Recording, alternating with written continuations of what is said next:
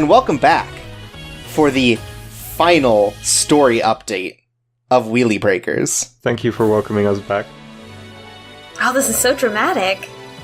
That's right, and for this dramatic event, we're joined by DeviousVacuum. Hi, I've actually styled my hair just like this, just for this video. That's right, you got the 3-foot-long pompadour going. I have my microphone on my head, and it looks just like this. Incredible. It's him! So, in this first version of the race, we have to race against Yusei Fudo, whose footsteps we have been following basically point by point throughout the rest of this game.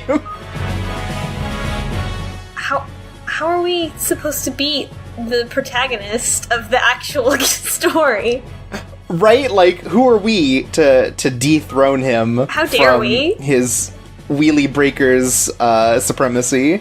Well, it's like when you beat Red in Pokemon Gold and Silver. It's hard, but it's possible. Oh, I see. And then it's like, you're sort of like taking on his responsibilities then. Yeah. And he So dies. we're gonna have to fight against capitalism. Oh no. One thing to point out about Yusei is, as a main character, he is voiced by the same VA as Tristan from the original. Oh my god.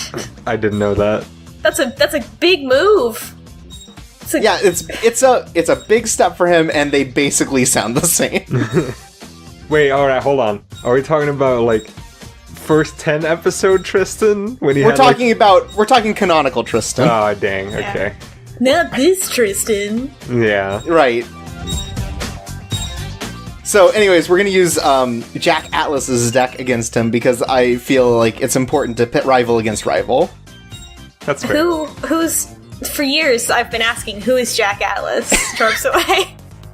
Well, he's we'll see him because he's the other race we do in this episode. He will be speaking soon.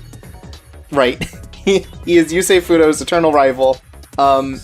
And we can talk more about his story later, but we have Yusei Fudo here, the hero. He spent this whole morning putting all that gel in his hair, and then he just puts a helmet on. Right? Well, here's the thing. What's great about his particular gel is that when he takes it off, hair looks exactly the same. It really is the future. I've seen commercials promising something like that. And so, this is sort of the, like, the tournament racetrack, and it's the simplest and also the hardest to navigate, because as soon as you hit either wall, you basically lose all control of your bike. Oh no! Because they're loops, you can actually do like 360s off of these walls, Oh dear. but the control on them is not so good. You might be surprised to hear that this racing game maybe doesn't control as well as you might expect. So far nothing has gone in the way of proving that, so I am a little shocked right now. Yeah, I guess you're right. Everything about this game just seems great. Did the game figure out your strategy of hugging the walls in order to do turns? And they were like, not this time, Chorps, not this time. Yeah, that's probably it, but the benefit is that none of these turns are, like, super sharp, so it's not as bad. We taught you wrong on purpose as a joke. It's like, oh, this is a goof, you're bad at the video game. It's a meta-narrative about play conditioning. Whoa. We'll have our winner. So Yusei's kind of whooping your butt here. Just throwing that out there. Well, again, he's the protagonist, he's pretty tough, but don't worry, I have Red Scarlet Archfiend Dragon, I think is its name. That's a good guess. It's close enough. It's kind of terrifying, like, the way that it's positioned on your screen and how it kind of takes up the top half, like... Eat shit, you say! Oh my god. Yeah, there I am almost... Yeah, so you can ride those, it's really cool, and then you almost die. But yeah, so, Wow. comeback's pretty easy. I'm a pretty big deal. What a jerk. He let him think he was winning the whole time and then beat him in the last 10 seconds. It's a very Jack Atlas move. Top 10 anime betrayals. Jack Atlas's strategy is, in fact, like, letting the opponent think they win and then just, like, Oh my God. styling over them. So I'm in character. You've become the villain. It's true. Man, the Indomitable Junk Rider is not a good nickname to have. The trash racer, Yusei Fudo. The internal trash racer. Oh boy, The these are garbage some, man, Yusei Fudo. These are some looks. Yeah, so we have major capitalist Rex Goodwin on the right, and we have his assistant Lazar on the left. Okay. And he's and a his clown. house elf. Oh, okay, that too. And he uses a clown deck. But what's more important is that Yusei is a bigger man than us, and he just is, like, willing to admit that we are cool and we beat him fair and square. Wow, thanks, Yusei. It was like you were dueling with Jack, because I stole his deck. And I'm never giving it back. I stole his style. Steal his looks. $800 trench coat. $2,000 hair gel. And a motorcycle that's just a circle. But yeah, so like, again, this is very reminiscent of sort of the original series where it's like, oh, Yusei wins the tournament, but it's like only, Oh my god. you know, it's only the beginning of this story. Team Oh, Skull, no. the early years. It just ends on this. Yeah, there's Hunter Pace. He's the most Texan duelist Oh around. my god. Oh yeah, clearly. You can tell by his outfit. He loves skulls, and he's got the accent. Anyway, here's a Greiger. He's here too. And Leo, Wow. the small child that we demolished. Congratulations. Congratulations. Congratulations. Congratulations, you won. You're a winner. I can't believe it. You are the 1 millionth visitor to this YouTube video. You Yeah, did everyone it. gives us a round of applause. Everyone we beat is just like, wow, you're so good at racing. Wow. It's everybody. Oh, wow, you're the coolest. Oh boy? Look, we did it. We did do it. We did it. And wasn't that a great conclusive ending? Oh, Right, you did it. And now we're gonna do it again. sweet. Facing off against the King of Pride, Jack Atlas. Excuse me, Mufasa is the king of the Pride Lands. So Jack Atlas is voiced by Bakura from the original series. Oh my god. Very, very like Yami Bakura-esque and sort of like it's kind of gruff and it's kind of like villainous. Rough. I wouldn't call it that. Gruff's how I describe Bakura. Okay. But you know what I'm A going real for. rowdy boy. There. Oh my goodness. So here's Jack Atlas. You can see his. His hair gel does not work that great to keep his hair from being messed up by his helmet, as we can What? already tell. He doesn't need a helmet because his hair already serves as one. It's true. Yeah. So this is the Master of Faster, Jack Atlas. Oh my god. Wow. So they refer to him as in the anime. Wow. What if he's That's always- bald and that is his helmet and he just wears it all the time because he's really Oh self-conscious? my god. The two strands that are coming down even look like they could be the strap. Like you just tie it together and that's how the hair stays on. Right. And so Jack Atlas's deal is that he's a huge jackass.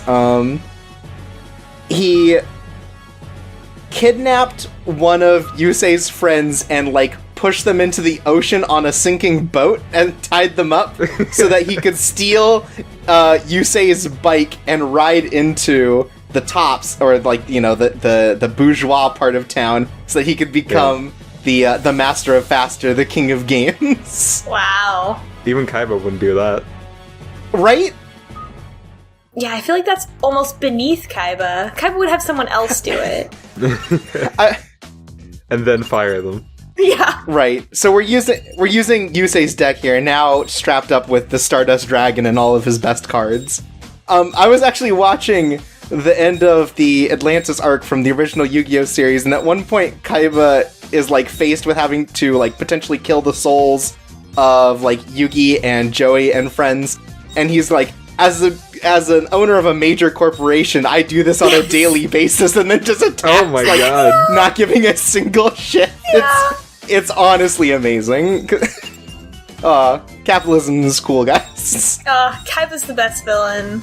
I don't think Jack Atlas can step to Kaiba. Definitely not. Jack Atlas is just like a worse person. And now, time to fight. Just some jackass right. with a motorcycle. But look at it. Look, it's just a circle. Oh my god. Just who will Lady Luck smile on today? But yeah, Jack Atlas eventually falls from grace when Yusei defeats him thoroughly, and he falls in love with the reporter who then their VA got fired for being in a BDSM sex cult and got written out of the story. This is a real thing that happened in 5D's. Anyways, we're gonna have a bit of a better time in this one because unlike Jack's deck, Yusei's has like boost cards and like, you know, things that are supposed to be used so that I can go faster than him, so I don't have to worry about beating him. Oh, good. Yeah, like this trap slipstream is really nice because as soon as you get past, you immediately go into a level 2 boost because there are 3 levels of boosting. Wow. This is when a duelist really gets to show their stuff. But yeah, so we're not going to have too much of trouble like last time. Okay. Now, if you look in the distance, you'll see the iPhone 10. They really went overboard with the size on this one, I think. That can't fit into anyone's pockets. But somehow it's still really bendy. Look, they're modern innovators. Kaiba Corp has moved from card games into iPhone development. And also, it still doesn't have a headphone jack. Right? Well, of course not. But it has 2 lightning jacks. And 1 Jack Atlas. Oh my god, I was gonna say that one too. That's good. And now, on to the final lap. Can our leader hold on for just a little while longer? But yeah, I think ending on this track is a little weird just because it's like the most simple. Yeah. Anyways, at some point back there, I think Jack like flipped out on one of the ramps because he's like, I don't know, a huge portion behind me at this point, just like cannot do anything. Maybe he's given up. He would never. Oh, okay. He would kidnap my friend and threaten to run them over if I didn't give him the tournament. Well, that's the moral equivalent of giving up. Right. I guess so. You're giving... Yeah, you're right. It doesn't matter. We beat him. Yay. We trounced him. Not even close. He didn't deserve it. I mean, eventually he becomes better, you know, he remembers his roots. By which I mean the slums. He misses one of his blonde hair dye jobs, and then he's like, I remember now. I remember what it was like to be poor.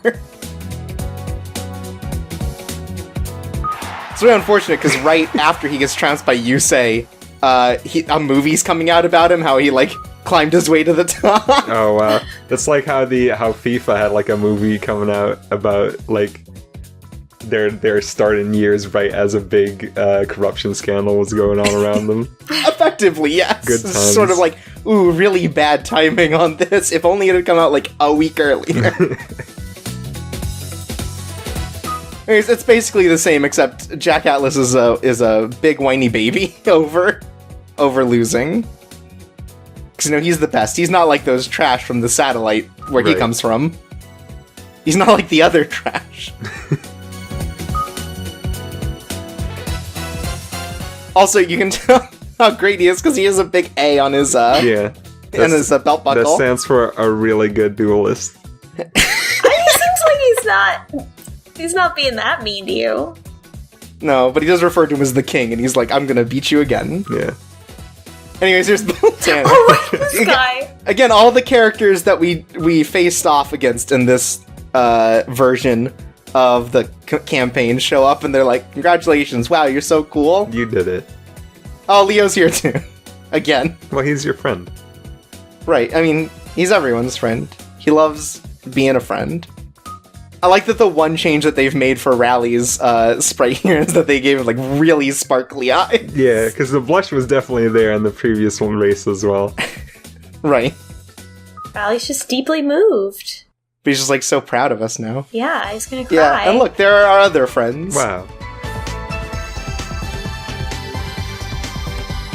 Wow, it's I mean, with a beautiful art like this, it really is worth it playing through all those levels. It really makes you feel accomplished. As will this credits sequence.